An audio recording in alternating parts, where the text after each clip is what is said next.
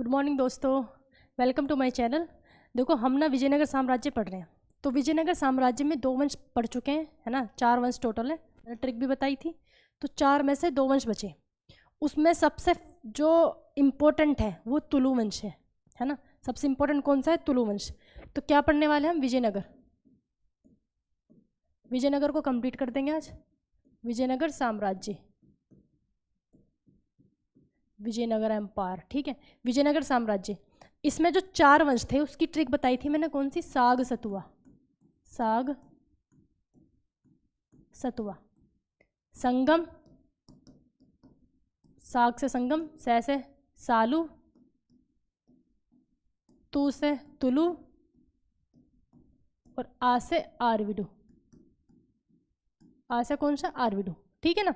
तो ये 4 वंश थे। इसमें हमने संगम कंप्लीट कर लिया, सालू पढ़ लिया। आज क्या पढ़ना है? हमें तुलु वंश पढ़ना है। आरविडु में हमें पढ़ना ही नहीं। तो एक ही वंश है तुलु वंश, और इस पर सबसे ज़्यादा ध्यान देने की जरूरत है। विजयनगर अगर आप पढ़ रहे हो तो सबसे ज़्यादा ध्यान किस पे देने की जरूरत है? तुलु वंश पे, ठीक। तुलु वंश से ही ज़्यादा क्वेश्चन पूछे जाएंगे, वरना सालू संगम में तो सिर्फ और सिर्फ आपसे पूछ सकता है कि इसकी जो स्थापना वो हरिहर बुक्का के बारे में, ठीक है ना, हरिहर और बुक्का के बारे में। तो इसमें हम आज कौन सा पढ़ेंगे फिर? तुलु वंश, ठीक है ना। तुलु वंश, तुलु वंश कहाँ लिखूं? तुलु वंश, ठीक। जो तुलु वंश है, तुलु वंश के जो संस्थापक हैं, तुलु वंश के संस्थापक कौन थे? वीर नरसिंह। तुलु वंश के संस्थापक कौन? वीर नरसिंह। क्योंकि जब हमने इससे पहला जो वंश था, कौन सा था इससे पहले? संगम के बाद सालू, सालू वंश था ना, सालू वंश था, ठीक है। सालू वंश का जो आखिरी राजा था, सालू वंश का आखिरी राजा कौन था? इम्माड़ी नरसिंह। कौन था? इम्माड़ी नरसिंह। इम्माड़ी नरसिंह ने को किसने हत्या कर दी? वीर नरसिंह ने। अब वीर नरसिंह ने किसको बना लिया? कौन सा वंश की स्थापना कर दी? तुलु वंश की। क्लियर? तो तुलु वंश की स्थापना हो गई। अब तुलु वंश का संस्थापक हमें पता चल गया क्या है? वीर नरसिंह। तुलु वंश का संस्थापक वीर नरसिंह। तो पहला राजा कौन बना? वीर नरसिंह। वीर नरसिंह। अच्छा, मैंने जो विजयनगर साम्राज्य की कैपिटल मैंने बताई थी, राजधानी क्या थी? हम्पी थी। राजधानी क्या थी? हम्पी, है ना, कर्नाटक में हम्पी, हम्पी थी। मतलब विजयनगर का जो एरिया था वो कर्नाटक आंध्र प्रदेश वाला एरिया था, कर्नाटक आंध्र प्रदेश वाला एरिया, ठीक। तो पहला राजा कौन? वीर नरसिंह। वीर नरसिंह के टाइम पे क्या होता है? वीर नरसिंह के टाइम पे पुर्तगाली लोग आने लगते हैं इंडिया में, ठीक।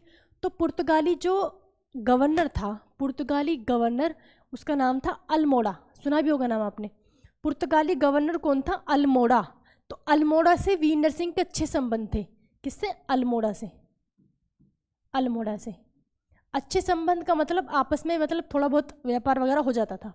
क्योंकि जो हमारे पुर्तगीज़ वो होते हैं, पुर्तगाली जो घोड़े होते हैं बहुत अच्छे होते हैं। तो पुर्तगाली घोड़े खरीदे थे वीर नरसिंह ने अल्मोड़ा से, ठीक है। इस वजह से इनके कह सकते हैं कि इनके मतलब संबंध थे अल्मोड़ा से। तो वीर नरसिंह के बारे में कुछ है ही नहीं। इसके बाद जो शासक बनते हैं, इसके बाद जो शासक बने उनका नाम है कृष्णदेवराय। और कृष्णदेवराय के बारे में ही हमें सबसे ज़्यादा पढ़ना है। कृष्णदेवराय। दूसरे शासक कौन हो गए? कृष्णदेवराय। कृष्णदेवराय, ठीक है। दूसरे शासक कौन हो गए? कृष्णदेवराय। कृष्णदेवराय के बारे में तो बहुत कुछ पढ़ना है। देखो, जैसे कि यहाँ पे अल्मोड़ा से इनके संबंध थे। फिर अल्मोड़ा के बाद जो बाद में दूसरा गवर्नर बना वो था अल्बुकर्क।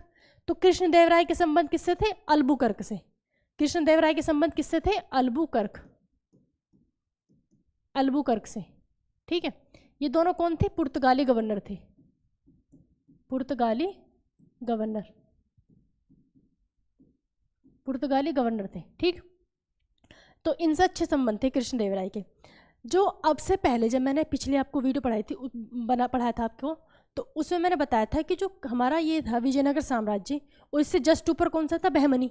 इससे जस्ट ऊपर कौन सा था? बहमनी। ऐसे तो था, जैसे इधर से इधर हो गया साउथ वाला एरिया, है ना, इधर साउथ वाला एरिया है। तो यहाँ पे नीचे होगा हमारा कौन सा? विजयनगर था। और इसके जस्ट ऊपर कौन सा था? बहमनी। तो बीच वाला जो हमारा ये था, ये यहाँ पे था कौन सा? रायचूर दोआब। यहाँ पे जगह कौन सी थी? रायचूर दोआब, जो तुंगभद्रा नदी के तट पर था। इसी वजह से यहाँ की ज़मीन क्या थी? बहुत ज़्यादा उपजाऊ थी। तो इस रायचूर दोआब के लिए दोनों वंश में क्या थी, लड़ाइयाँ चलती रहती थी, दोनों वंश में लड़ाइयाँ चलती रहती थी। तो ये लड़ाई हमारी स्टार्ट कब से हुई थी, बुक्का प्रथम से, ठीक है, याद है ना, बुक्का प्रथम पर आक्रमण किसने किया था, मोहम्मद प्रथम ने, और बुक्का प्रथम को हरा दिया था। अब जो लड़ाई हमारी लगभग चलती आ रही है पीछे से, तो फाइनली रायचूर दोआब पर जो कब्जा किया, जो जीता किसने, कृष्णदेवराय ने जीता। ये इनकी महानता का कह सकते हैं पहला प्रमाण है, ठीक। तो कृष्णदेवराय ने किस पर जीत लिया, कृष्णदेवराय ने किसको जीत लिया, रायचूर दोआब, ठीक है, रायचूर दोआब, रायचूर दोआब पर विजय प्राप्त कर ली, ठीक है, रायचूर दोआब पर विजय प्राप्त कर ली। और रायचूर दोआब पर विजय प्राप्त करने के बाद इनको 2 उपाधि मिली, इन्होंने 2 उपाधियां धारण की। वो 2 उपाधियां कौन कौन सी थी, पहले इनको कहा गया आंध्र भोज, आंध्र भोज मोस्ट इंपॉर्टेंट है, आंध्र भोज किसको कहा जाता है, ठीक है, मतलब कि आंध्र प्रदेश का भोज। दूसरे इनको कहा गया अभिनव भोज, आंध्र भोज या फिर अभिनव भोज, ठीक है। भोज राजा थे ना परमार वंश के, मैंने पढ़ाया था। तो भोज की सोचो, राजा भोज कितने महान थे कि दूसरे एक महान राजा को उनका टाइटल दिया जा रहा है, ठीक है ना। तो आंध्र भोज और दूसरी उपाधि क्या, अभिनव भोज की उपाधि उन्होंने धारण की किस विजय के बाद, रायचूर दोआब पर विजय के बाद। क्लियर है ना, ठीक। अब थोड़ा आगे चलते हैं। जो हमारे कृष्णदेव राय थे, इनके दरबार में 8 कवि थे, है ना, 8 कवि थे तेलुगु भाषा के, क्योंकि आंध्र प्रदेश की वो भाषा क्या है, तेलुगु है। तो 8 कवि थे तेलुगु भाषा के। उन 8 कवियों को क्या कहा जाता था, उन 8 कवियों को कहा जाता था अष्टदिग्गज। 8 कवियों को क्या कहा जाता था, अष्टदिग्गज। कौन थे इनके अष्टदिग्गज, अष्टदिग्गज, अष्टदिग्गज कौन लोग थे, तेलुगु भाषा के कवि, तेलुगु भाषा के 8 कवि, ठीक है ना, 8 कवि। ऐसे क्वेश्चन पूछ लेते हैं, अष्टछाप में कौन लोग थे, अष्टदिग्गज में कौन थे, ठीक है। अष्टछाप भक्ति आंदोलन पढ़ेंगे। तो अष्टदिग्गज में कौन थे, तेलुगु भाषा के 8 कवि थे। इन 8 कवियों में जो सबसे फेमस थे, मतलब सबसे कहते हैं सबसे ज़्यादा महान, ग्रेट तेलुगु भाषा के लिए, उनका नाम था अलसी पेडन्ना। उनका नाम क्या था, अलसी पेडन्ना। इन 8 में सबसे जो महान थे उनका नाम था अलसी पेडन्ना, अलसी पेडन्ना, ठीक। उनका नाम क्या था, अलसी पेडन्ना। अलसी पेडन्ना ने 2 बुक लिखी, एक हरिकथा, एक मनुचरित। हरिकथा मनुचरित थोड़ा सा है टिपिकल, आप इस वीडियो को 2-3 बार देखोगे या फिर आप लिख के एक बार याद करोगे, तभी ये सारी बुक्स के नाम और ये सारे अजीब अजीब से नाम आपको याद होंगे, ठीक। तो इनका जो अलसी पेडन्ना की 2 बुक कौन कौन सी थी, हरिकथा पहली बुक, हरिकथा, हरिकथा, और दूसरे का नाम क्या था, मनुचरित्र, मनुचरित्र, ठीक है। हरिकथा और मनुचरित्र किसकी थी, ये अलसी पेडन्ना की। और अलसी पेडन्ना कौन थे, अष्टदिग्गज में शामिल थे। इनकी महानता को देखते हुए कि तेलुगु भाषा के बहुत महान व्यक्ति थे, तो इस वजह से इनको क्या कहा जाता है, तेलुगु भाषा का जनक। सोचो कितने महान थे, तेलुगु भाषा का जनक किसको कहा जाता है, अलसी पेडन्ना को, तेलुगु भाषा का जनक। बिल्कुल पॉइंट टू पॉइंट पढ़ाऊंगी मैं आपको, तेलुगु भाषा का जनक, जो डायरेक्ट आपको क्वेश्चन मिले, किसको कहा जाता है, अलसी पेडन्ना को। क्लियर, यहाँ तक क्लियर होगा। अब आगे चलते हैं। एक तो हमने अष्टदिग्गज में किसको पढ़ा, एक हमने अष्टदिग्गज में पढ़ा अलसी पेडन्ना को, ठीक है। दूसरे जो इस अष्टदिग्गज में दूसरे जो फेमस व्यक्ति थे उनका नाम था तेनालीराम। तेनालीराम का तो नाम सभी ने सुना होगा, है ना, काफ़ी स्टोरीज वगैरह भी सुनी होंगी तेनालीराम की, ठीक। तेनालीराम एक समाज सुधारक की तरह भी इन्होंने काम किया, कई सारी होता है ना उस टाइम पे जो कुप्रथाएं थी, है ना, उनको ख़त्म करने में। तो तेनालीराम ने जो बुक लिखी, तेनालीराम की बुक का नाम था पांडुरंग महामात्य। क्या नाम था, पांडुरंग महामात्य, पांडुरंग, पांडुरंग महामात्य, महामात्य, ठीक है। पांडुरंग महामात्य किसकी थी, तेनालीराम की थी। तो ये हमने अष्टदिग्गज पढ़ लिए, है ना। अष्टदिग्गज मतलब 2 ही पढ़ने, सबको तो आपको पढ़ना नहीं है, ठीक। अष्टदिग्गज कौन थे, तेलुगु भाषा के 8 कवि थे। इनमें 2 सबसे फेमस, अलसी पेडन्ना जो तेलुगु भाषा के जनक भी हैं, और दूसरे तेनालीराम। दोनों की बुक इनकी होगी हरिकथा, मनुचरित्र, और तेनालीराम की होगी पांडुरंग महामाते। ठीक है, ये कृष्णदेवराय के दरबारी थे। अब हम बात करते हैं कृष्णदेवराय की। कृष्णदेवराय जो थे वो भी खुद भी बहुत महान थे, इन्होंने भी कई सारी बुक्स लिखी। उनमें से जो 2 बुक हैं, एक तो है आमुक्तमाल्यद और दूसरा जामवती कल्याणम। आमुक्तमाल्यद और जामवती कल्याणम, क्या नाम था कृष्णदेवराय की? जो ये तो सब क्लियर है ना, आगे चलते हैं, दूसरी स्लाइड ले लेते हैं।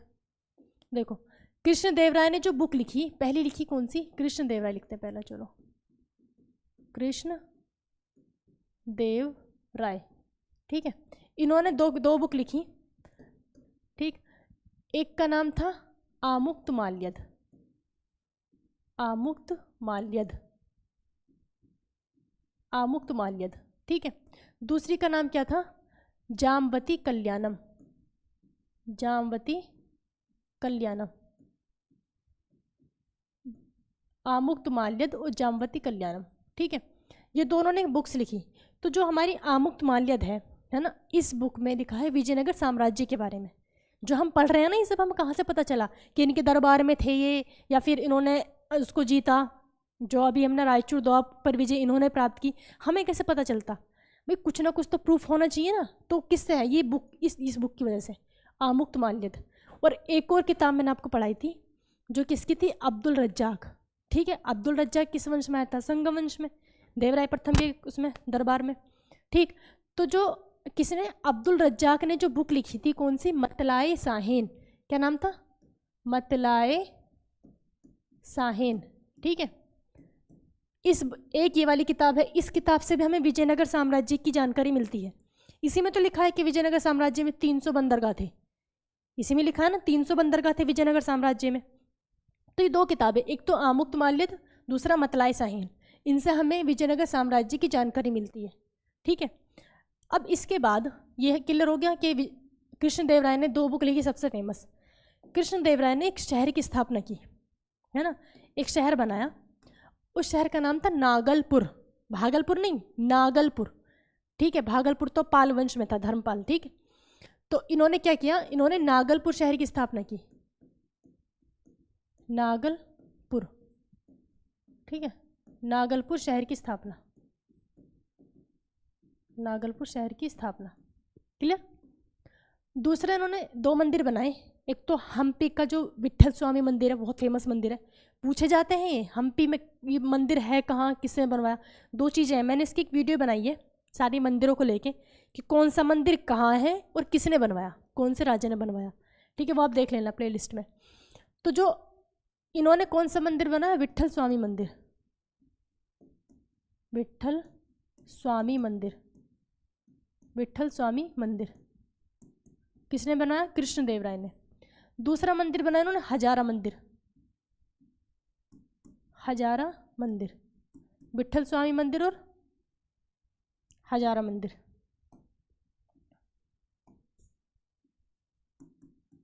विट्ठल स्वामी मंदिर, हजारा मंदिर। ये जो विट्ठल स्वामी मंदिर है, ये तो पूछा जाता है कहाँ पे है, तो इसको लिख लो कहाँ पे? हम्पी में, राजधानी हम्पी में। ठीक, हम्पी में कौन सा है? विट्ठल स्वामी मंदिर। किसने बनवाया? कृष्णदेवराय ने बनवाया। इतना क्लियर? कृष्णदेवराय की मृत्यु हो जाती है 1529 में। कब? 1529 में। ये डेट मैं क्यों बता रही हूँ? क्योंकि पूछी तो नहीं जाएगी, लेकिन आपको पता होगा कि जब बाबर ने भारत में एंट्री की, एंट्री तो पहले ही कर चुका था वो 1526 से पहले ही, लेकिन हम किसको मानते हैं? 1526 को मानते हैं। ठीक है, क्योंकि पानीपत का युद्ध हुआ, बाबर मतलब कहते हैं ना स्टेबल, जो इंडिया में स्टेबल हुआ 1526 के बाद हुआ। ठीक, तो बाबर की एंट्री इंडिया में हम कब मान सकते हैं? 1526 में बाबर स्टेबल हो गया। और कृष्णदेवराय की मृत्यु कब होती है? 1529 में। ठीक, तो जब बाबर आया था भारत में, तो कृष्णदेवराय था राजा। क्लियर? इसमें तो कोई कहते हैं दो राय नहीं है। तो कौन से, जब बाबर भारत में आया, मतलब पानीपत का युद्ध हुआ, तो साउथ में शासन किसका था? कृष्णदेवराय का था। ठीक, साउथ में शासन किसका था? कृष्णदेवराय का था। तो बाबर ने अपनी जो आत्मकथा लिखी थी, तुजुक ए बाबरी, क्या नाम है, क्या लिखी थी? तुजुक ए बाबरी, तुजुक ए बाबरी। आत्मकथा क्या लिखी थी? तुजुक ए बाबरी। ठीक है, इसमें बाबर ने लिखा है कि जब मैं भारत में आ रहा था, या भारत में मैंने एंट्री की, या फिर कि जब पानीपत का युद्ध हुआ, तो उस समय सबसे जो कह सकते सबसे महान शासक कृष्णदेवराय थे। उस समय सबसे महान शासक कौन थे? कृष्णदेवराय थे। सोचो, बाबर ने अपनी आत्मकथा में कृष्णदेवराय का जिक्र किया है। क्लियर? और ये तो होगी बाबर की आत्मकथा। मैंने आपको भी दिल्ली सल्तनत में पढ़ाया था, पूरी दिल्ली सल्तनत आपको कंप्लीट करा दी। पूरी दिल्ली सल्तनत में सिर्फ एक ही राजा, एक ही शासक ऐसे हुए हैं जिन्होंने अपनी आत्मकथा लिखी। अगर जिसने वो पढ़ा तो कमेंट करके बताना, ठीक है? क्वेश्चन क्या है? दिल्ली सल्तनत का राजा, दिल्ली सल्तनत का राजा जिसने अपनी आत्मकथा लिखी, ठीक है? जिसने अपनी आत्मकथा लिखी। अब आत्मकथा का नाम क्या है ये भी बताना है। आत्मकथा लिखी ये आपको बताना है, ठीक है? सबको कमेंट में। तो तुझे के बाबरी में किसने, बाबर ने क्या लिखा कि जब मैंने भारत में एंट्री की उस समय सबसे महान शासक कृष्णदेवराय थे। क्लियर? तो कृष्णदेवराय का हम यहाँ तक 1529 में इनकी क्या हो जाती है? मृत्यु हो जाती है। ये क्वेश्चन आप देख लो, ये सबको बताना है जो भी पढ़ रहा है, ठीक है? क्लियर? अब थोड़ा सा आगे चलते हैं। जब कृष्णदेवराय की 1529 में मृत्यु हो जाती है तो इसके बाद जो अगला शासक बनता है कृष्णदेवराय के बाद, वो बनते हैं अच्युत देवराय। क्या बनते हैं? अच्युत देवराय, है ना? अगले शासक कौन बने? ये तो सेकंड नंबर पे थे, अब तीसरे शासक है ना अच्युत देव राय, ठीक है? अच्युत देव राय बने। अच्युत देव राय ने कुछ खास काम नहीं किया, इन्होंने सिर्फ एक ही काम किया, इन्होंने एक पद बनाया। पद मतलब इन्होंने एक पद बनाया, उसका नाम रखा महामंडलेश्वर। क्या बनाया? महामंडलेश्वर पद, जो प्रांतों को देखता था उस टाइम, उस वक्त। महामंडलेश्वर, ठीक है? महामंडलेश्वर पद बनाया। क्लियर? महामंडलेश्वर एक पद बनाया, किसको देखता था? प्रांतों को देखता था, ठीक है? प्रांतों को देखता था। जैसे हमने उसमें पढ़ा था ना, जब मगध महाजनपद पढ़ रहे थे कि प्रांतों को कौन देखता था? प्रांतपति। और यहाँ पे कौन है प्रांतों को देखने वाला? महामंडलेश्वर। ये जो पद था किसने बनाया था? अच्युत देव राय ने बनाया था, ठीक है? अब इसके बाद जो अगला शासक बना अच्युत देव राय के बाद, अगला शासक बनता है सदाशिव राव। सदाशिव राव अगला शासक कौन बना? सदाशिव राव। अगला शासक कौन बना? सदाशिव राव, ठीक है? सदाशिव राव को आपको पढ़ना है, इसको मैं आगे बताती हूँ आपको, ठीक है? नेक्स्ट स्लाइड पे। इतना सबको क्लियर हो जाना चाहिए। कोई भी आपको डाउट हो तो प्लीज़ कमेंट करना, आपको हैंड टू हैंड रिप्लाई मिलेगा, ठीक है? कहीं भी कोई भी डाउट हो। आगे चलते हैं। किसको पढ़ना है? सदाशिव राव को। किसके बाद बने? अच्युत देव राय के बाद, ठीक? हम क्या पढ़ रहे हैं? सदाशिव राय। सदाशिव राव, सदाशिव राव, राय नहीं राव, सदाशिव राव। सदाशिव राव ने जो अपना सेनापति बनाया, इन्होंने अपना सेनापति बनाया राम राय को। राम राय को अपना सेनापति बनाया, ठीक है? इन्होंने अपना सेनापति किसको बनाया? राम राय को। ये जो राम राय था, मतलब जब राम राय था सेनापति तो उस वक्त विजयनगर पर सारा कब्जा इसी का था, राम राय का। मतलब सदाशिव राय जो था एक तरह से कह सकते हैं कि कठपुतली की तरह था। जैसा राम राय कह रहा है वैसा ही कर रहे हैं, इसे कुछ पता ही नहीं था मुझे क्या करना है, या फिर ये सेनापति उसे अपनी औकात में रखो सबको, ठीक है? तो सारा का सारा कौन करता था? सब कुछ राम राय करता था। और राम राय जो था वो एक मतलब कह सकते हैं एक साम्राज्यवादी नीति का था। साम्राज्यवादी नीति मतलब अपने साम्राज्य को बढ़ाना, ठीक है? अपने साम्राज्य को बढ़ाना। जैसे हम अशोक को कह सकते हैं कि साम्राज्यवादी नीति का था, या सिकंदर था, ठीक है ना? उसी तरह से ही चाहता था कि हमारा विजयनगर साम्राज्य काफ़ी बड़ा हो जाए, मतलब आसपास के राज्यों पे हम कब्जा कर लें, काफ़ी बड़ा हमारा क्षेत्रफल हो जाए। तो राम राय ने क्या किया? राम राय ने क्या किया? एक जो हमारे इससे ऊपर कौन चल रहे थे, मतलब विजयनगर के ऊपर जो शासन कर रहे थे कौन थे? बहमनी। ऊपर नहीं मतलब कि क्षेत्रफल से कह रही हूँ मैं, एरिया में ऊपर, ठीक है? तो जो बहमनी साम्राज्य चल रहा था, बहमनी की ना 5 शाखाएं कह सकते हैं, शाखाएं कह लो या फिर राज्य, 5 राज्य थे। बरार, बीदरपुर, बरार, बीजापुर, बीदर, गोलकुंडा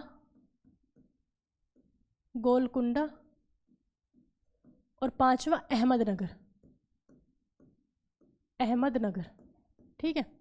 आप इनको याद ऐसे कर सकते हो, देखो ये भी बैस है, बैस है, बैस है, बरार बीजापुर बीदर, या बीदर बरार बीजापुर, किसी तरह से कर लो, बरार बीदर बीजापुर, और 2 बचे गोलकुंडा अहमदनगर, गोलकुंडा अहमदनगर। जब बहमनी तो साम्राज्य था, मतलब पूरे एरिया को हम क्या बोलते थे, बहमनी, जिस तरह से हम विजयनगर को बोल रहे हैं, लेकिन उसकी ना 5 अलग अलग शाखाएं थी, ब्रांचेस, उन 5 का नाम ये था, बरार बीजापुर बीदर गोलकुंडा अहमदनगर। तो ये जो राम राय था, इसने क्या किया, इसने क्या किया कि हम बहमनी को कैसे हराएं, भाई रायचूर दौब तो हमने ले लिया, हम इसको इस पर कब्जा कैसे करें। तो राम राय ने ये किया कि इन सारों में जाके सबसे मिलके, पहले किसके पास गए, बरार के पास गया, उससे चुगली लगा दी इन चारों की। इसने बोला कि वो जो 4 लोग हैं ना, वो आपस में ना मिल गए हैं और वो तुम पर हमला करने वाले हैं, ठीक, वो तुम पर हमला करने वाले हैं। क्यों, अच्छा वो ऐसा कर रहे हैं, मतलब ये चाहता था कि मैं इनको आपस में लड़वा दूँ, ठीक, इनको मैं आपस में लड़वा दूँ, फिर ये ख़त्म हो जाएंगे, बाकी हम खुद कर ही लेंगे, फिर कब्जा करना आसान होगा। तो पहले बरार को बोला, उसके बाद बीजापुर को बोला कि बाकी के चारों तुम्हारे लिए साजिश कर रहे हैं, उसके बाद बीदर को बोला, उसके बाद गोलकुंडा को बोला, ठीक है, इस तरह से सबको बोला। लेकिन जब इसने, मतलब पहले इन सबको बोला, लेकिन जब बरार का नंबर था, लास्ट में बरार के पास गया था, वो मैंने पहले बरार लिखा तो बरार को ही बता दिया। जब लास्ट में बरार के पास गया तो उसने सुन लिया कि अच्छा ऐसा है, और सब तो बैठ गए चुप कि ठीक है हम करते हैं कुछ ना कुछ, मतलब आपस में कॉन्वर्सेशन नहीं किया। लेकिन बरार समझदार था, उसने सोचा कि भाई है तो दूसरे साम्राज्य का ही, हम आपस में क्यों लड़े, एक बार हम ऐसे करते हैं, पूछ लेते हैं। तो बरार ने बाकी से पूछ लिया। अब जब बाकी से पूछा, वो तो पोल खुल गई, वो तो फिर कहते भाई वो तो हमारे पास भी आया था, ठीक है। तो ये कहानी हुई यहाँ पे। अब राम राय फंस गया। तो इस टाइम पे फिर ये क्या हुआ, ये चारों मिल गए, मिल तो 5 हो गए, लेकिन हमला करने के लिए ये चारों रेडी हो गए, ठीक है। हमला करने के लिए कौन रेडी हुए, ये चारों रेडी हुए। ये बरार ने हमला नहीं किया, किस पर, राम राय पर, मतलब कि विजयनगर पर। बरार ने हमला नहीं किया। बरार ने क्यों नहीं किया, क्योंकि उस वक्त बरार की और गोलकुंडा की भी लड़ाई चल रही थी। बरार की और गोलकुंडा की भी लड़ाई चल रही थी। लड़ाई मतलब कैसे ना, बैस की, मेरे बैस लगा हुआ है नॉर्मल भाषा में कहते हैं। तो किसकी लड़ाई थी, बरार की और गोलकुंडा की भी लड़ाई चल रही थी। इस वजह से बरार ने युद्ध में भाग नहीं लिया। तो ये चारों लोग एक साथ रेडी हो गए युद्ध करने के लिए। और इन्होंने युद्ध किस पर कर दिया, इन्होंने युद्ध किस पर कर दिया, राम राय पर। भाई इसने सब कुछ बोया था, ये इसको ही भुगतना पड़ता, ठीक। तो राम राय पर हमला कर दिया। हमला कब किया, 1565 में। हमला कब किया, ये हमला 1565 ईस्वी में, 1565 ईस्वी में। और राम राय इस युद्ध में मारा गया। वो तो मारा ही जाता, और मारा भी बहुत बुरी तरीके से होगा कि मतलब हमें ही तोड़ना चाह रहा था। किसने किसने किया, बीजापुर, बीदर, गोलकुंडा और अहमदनगर। बरार ने नहीं किया, बरार ने नहीं किया। क्वेश्चन पूछेगा कि किसने हमला नहीं किया। और इस युद्ध का जो नाम था, इस युद्ध का नाम था तालीकोटा का युद्ध। तालीकोटा का युद्ध बहुत फेमस है, तालीकोटा का युद्ध कहा गया। तो क्वेश्चन इस तरह से आएगा, पहला चीज़ कि तालीकोटा का युद्ध कब हुआ, दूसरा क्वेश्चन तालीकोटा का युद्ध किस किस के बीच हुआ, तीसरा क्वेश्चन कि तालीकोटा के युद्ध में जो बहमनी के 5 साम्राज्य थे, इनमें से किसने भाग नहीं लिया, किसने नहीं लिया, बरार ने नहीं लिया, ठीक है। रीज़न मैंने आपको बता दिया, क्योंकि इसकी लड़ाई गोलकुंडा से चल रही थी, ठीक। तो इसको क्या कहा जाता था, तालीकोटा का युद्ध, तालीकोटा का युद्ध। और इसमें राम राय मारा गया, बेचारा ये तो था ही नहीं किसी भी चीज़ में, नहीं तो बच गया, राम राय मारा गया, ठीक है। तो जो तालीकोटा का युद्ध था, इसके 2 नाम और हैं, है ना। इस तालीकोटा के युद्ध के 2 नाम और हैं। फेमस कौन सा, तालीकोटा ही है। तो कभी कभी इस तालीकोटा को हम बन्नी हट्टी भी कहते हैं। क्या कहते हैं, बन्नी हट्टी,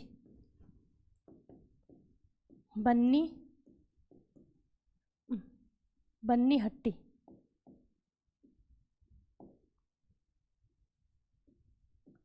बन्नी हट्टी का युद्ध, ठीक है। बन्नी हट्टी का युद्ध भी कभी कभी इसको कहते हैं, तालीकोटा को। ज़्यादातर नाम आपको तालीकोटा ही मिलेगा। इसका एक और नाम है, इसका एक और नाम है, दूसरा नाम है राक्षसी तांगड़ी कितना अजीब नाम है, राक्षसी तांगड़ी। अब राक्षसी तांगड़ी क्यों पड़ा, क्योंकि ये जो जहाँ पर ये युद्ध हुआ था, भाई इन सब ने हमला किस पर करा, राम राय पर। और राम राय कहाँ था, विजयनगर में। तो ये विजयनगर में घुसे होंगे हमला करने के लिए, ये तो बात क्लियर है, ठीक है। विजयनगर में घुसे होंगे। तो जहाँ पर ये हमला किया था, मतलब विजयनगर की में जो जगह थी, उस गांव का, मतलब उस गांव का नाम था राक्षसी तांगड़ी। उस गांव का नाम क्या था, राक्षसी तांगड़ी।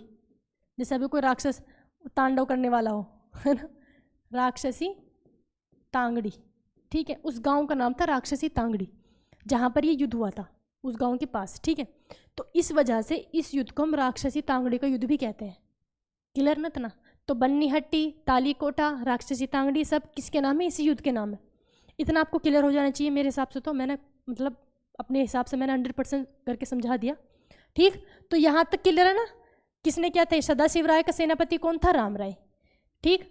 राम राय ने इन पांचों बहमनी साम्राज्य के जो पांचों थे इनमें फूट डाल दी, फिर लेकिन बरार की वजह से सबने समझदारी दिखाई और ये चारों मिलके इन्होंने हमला किस पर कर दिया? राम राय पर, और राम राय मारा गया। अब बेचारा सदाशिव राय बैठा है, भाई तो पहले कुछ नहीं कर रहा था, सब भी कुछ नहीं करना, तो इसने चलाया, इसने फिर एक और सेनापति चाहिए इसको, फिर इसको कठपुतली की तरह चलाए। इसने जो अपना अगला सेनापति बनाया सदाशिव राय ने, अगला सेनापति इसने बनाया तिरुमल को। अगला सेनापति किसको बनाया? तिरुमल को, ठीक है। दोबारा सेनापति किसको बनाया? तिरुमल, ठीक है। ये कौन सा था? दूसरा सेनापति था, दूसरा सेनापति, ठीक है। लेकिन इस बेचारी की किस्मत खराब, इस बेचारी की किस्मत खराब। पहला तो ये खुद ही नचा के चला गया ठीक है। ये जो तिरुमल था, तिरुमल ने सदाशिव राय की हत्या कर दी, इसने खत्म ही कर दिया, काम खत्म, ठीक है। तो तिरुमल ने किसकी हत्या कर दी? सदाशिव राय की। अब जब तिरुमल ने सदाशिव राय की हत्या कर दी तो वंश तो चेंज होना है, और चौथा हमारा वंश कौन सा बचा है? आरवीडू वंश। तो तिरुमल किस वंश के संस्थापक हो गए? आरवीडू वंश के। तिरुमल किस वंश के संस्थापक हो गए? आरवीडू वंश के संस्थापक हो गए, ठीक है ना? क्लियर? तो ये जो तिरुमल थे, ये तिरुमल किसके बन गए? हमारे आरवीडू वंश के संस्थापक, आरवीडू वंश, ठीक। अब आरवीडू वंश में हमने पहला शासक हमने क्या पढ़ लिया? पहला शासक हमने पढ़ा तिरुमल, आरवीडू भी खत्म, शुरू होती ही खत्म। तिरुमल बना, बीच में 2-3 शासक हुए, आखिरी हो गया रंगा थर्ड, रंगा तृतीय। आखिरी शासक कौन?